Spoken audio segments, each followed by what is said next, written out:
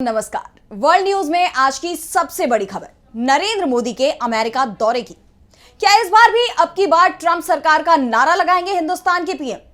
क्या है नरेंद्र मोदी का पूरा कार्यक्रम और क्यों उनके अमेरिकी दौरे को लेकर भारत की सत्ताधारी पार्टी की दिख रही है बेचैनी?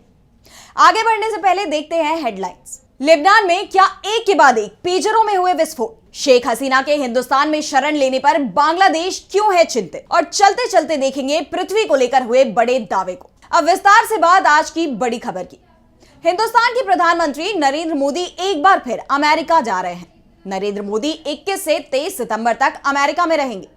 विदेश मंत्रालय की तरफ से बताया गया है कि प्रधानमंत्री मोदी 21 सितंबर को अमेरिका के डेलवेयर में विल्मिंगटन में चौथे क्वाड सम्मेलन में भाग लेंगे, जिसके बाद प्रधानमंत्री 22 सितंबर को न्यूयॉर्क में भारतीय समुदाय के लोगों को संबोधित करेंगे। 23 सितंबर को न्यूयॉर्क में पीएम मोदी संयुक्त राष्ट्र महासभा में समिट ऑफ द फ्यूचर को संबोधित करेंगे। अमेरिका की यात्रा के दौरान प्रधानमंत्री मोदी की अमेरिका के नेताओं के साथ भी बैठक होगी। पीएम मोदी अमेरिका के राष्ट्रपति जो बाइडेन से भी मिलेंगे। लेकिन इस बीच खबर आ रही है कि पीएम मोदी की मुलाकात अमेरिका के पूर्व राष्ट्रपति डोनाल्ड ट्रंप के साथ भी हो सकती है। डोनाल्ड ट्रंप की तरफ से खुद इस बात की जानकारी दी गई है। ट्रंप ने कहा है कि अगले हफ्ते हिंदुस्तान के प्रधानमंत्री मोदी से मुलाकात होगी। ट्रंप के बयान से पूरी दुनिया हैरान है। सवालों में प्रधानमंत्री मोदी की विदेश नीति भी है। सवाल उठ रहे हैं कि क्या अमेरिका के चुनाव में हिंदुस्तान दखलंदाजी करने की तैयारी में है? अगर ऐसा है तो यह भारत और अमेरिका के रिश्तों के लिए बेहद खराब माना जाएगा। वैसे भी नरेंद्र मोदी जब से प्रधानमंत्री बने हैं तभी से भारत की विदेश नीति सवालों में है। फिलिस्तीन का मामला हो या फिर रूस का या फिर भारत के अपने पड़ोसियों के साथ संबंधों का, हर जगह भारत मुश्किल में दिखाई दे रहा है। ऐसे में नरेंद्र मोदी का अमेरिका दौरा, वो भी उस समय जब अमेरिका में राष्ट्रपति चुनाव चल रहे हैं, बेहद अहम हो जाता है। नरेंद्र मोदी पर नजरें इसलिए भी है क्योंकि 2020 के राष्ट्रपति चुनाव में हिंदुस्तान पर आरोप लगे थे कि वो अमेरिका के चुनाव को प्रभावित करने की कोशिश कर रहा है और निशाने पर पीएम मोदी थे। दरअसल पीएम मोदी सितंबर 2019 यानी अमेरिका में राष्ट्रपति चुनाव से ठीक एक साल पहले अमेरिका के दौरे पर थे। ह्यूस्टन प्रवासी भारतीयों के बीच पीएम मोदी पहुंचे थे। कार्यक्रम था हाउडी मोदी। डोनाल्ड ट्रंप भी कार्यक्रम में थे। पीएम मोदी ने ट्रंप के सामने भारतीयों के बीच नारा लगाया था, अब की बार ट्रंप सरकार। इसे सीधे सीधे अमेरिका के राष्ट्रपति चुनाव में दखलंदाजी माना गया था। हिंदुस्तान के विदेश मंत्री एस जयशंकर को बार बार इस पर अमेरिका की मीडिया के सामने सफाई देनी पड़ी थी। कांग्रेस ने भी इस पर तीखी प्रतिक्रिया दी थी। आनंद शर्मा ने कहा था कि नरेंद्र मोदी का बयान हिंदुस्तान की विदेश नीति का उल्लंघन है। हमारे देश कभी किसी देश के घरेलू चुनाव और राजनीति में शामिल नहीं हुआ। ये दोनों देशों के स्वायत्त लोकतंत्र का भी उल्लंघन है। एस जयशंकर यूएस मीडिया में पीएम मोदी के बयान पर सफाई दे रहे थे, बचाव करने की कोशिश में तर्क दे रहे थे। इसे लेकर राहुल गांधी ने एस जयशंकर पर निशाना साधते हुए कहा था कि प्रधानमंत्री की अयोग्यता को छिपाने के लिए धन्यवाद। ट्रंप की खुशामदी के लिए किए गए मोदी के समर्थन की वजह से भारत और डेमोक्रेट्स के बीच रिश्तों में परेशानी आई। कृपया मोदी को भी डिप्लोमेसी के बारे में कुछ सिखाएं। अब एक बार फिर नरेंद्र मोदी अमेरिका के दौरे पर हैं। ट्रंप से उनकी मुलाकात तय है।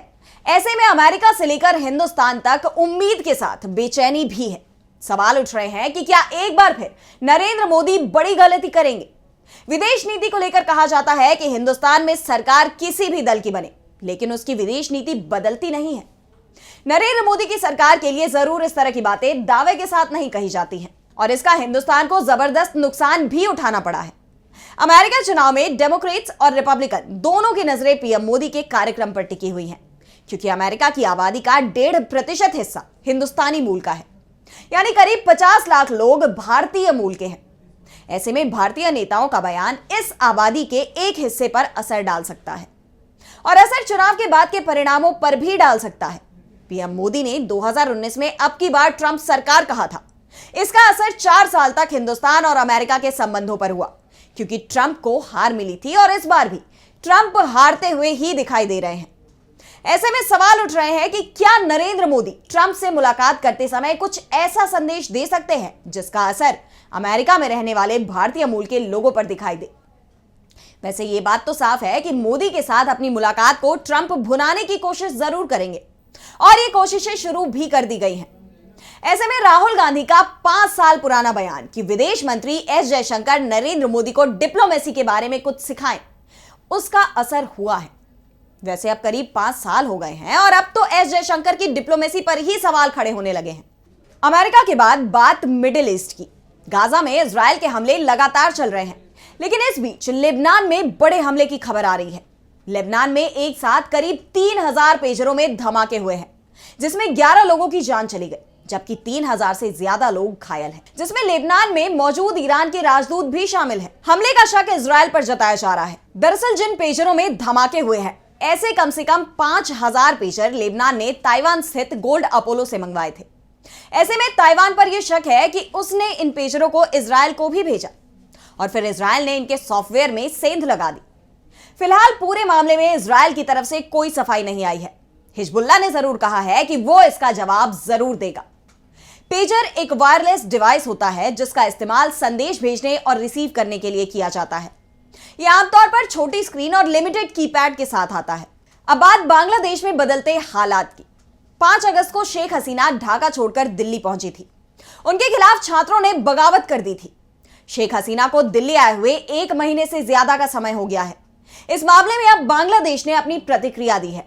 बांग्लादेश की अंतरिम सरकार के विदेश मामलों के सलाहकार मोहम्मद तौहीद हुसैन ने कहा है कि पूर्व प्रधानमंत्री शेख हसीना भारत में रह रही हैं क्योंकि पड़ोसी देश की सरकार ने ढाका से उनके जाने के बाद उन्हें शरण दी है। हमें इस मामले को इस तरह से देखना होगा, सब कुछ कानून के मुताबिक नहीं होता है।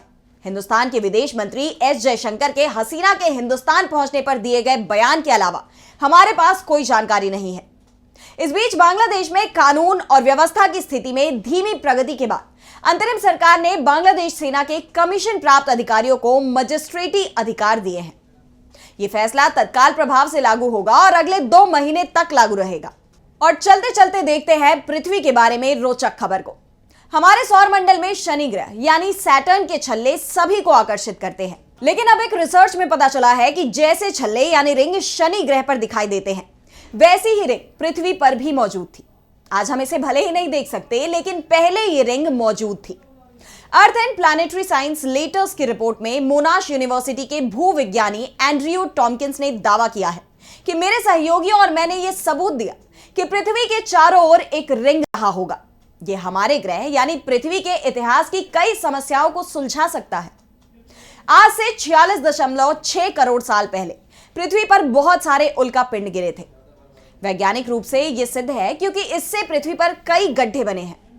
इसका प्रमाण हमें यूरोप, चीन और रूस से मिलता है, जहां पर चूना पत्थर के भंडार हैं, जिनमें उल्का पिंड का बहुत ज्यादा मलबा है। इस मलबे की रिसर्च के बाद हम ये कह सकते हैं कि पृथ्वी पर भी पहले रिंग थी। हम आपको यह भी बता दें कि यह रिंग बनती कैसे है। जब कोई छोटा ग्रह बड़े ग्रह के करीब से गुजरता है तो वो गुरुत्वाकर्षण बल की वजह से खिंच जाता है और इस दौरान वो कई टुकड़ों में विभाजित हो सकता है। ये टुकड़े जब बड़े पिंड के भूमध्य रेखा की परिक्रमा करने लगते हैं तो एक छल्ले के रूप में दिखाई देते हैं। तो आज के लिए हमारे इस वर्ल्ड न्यूज में बस इतना ही। अगर आपको ये पसंद आया तो वीडियो को लाइक करना ना भूलें और चैनल को सब्सक्राइब कर लें। और मुझे दीजिए इजाजत। नमस्कार।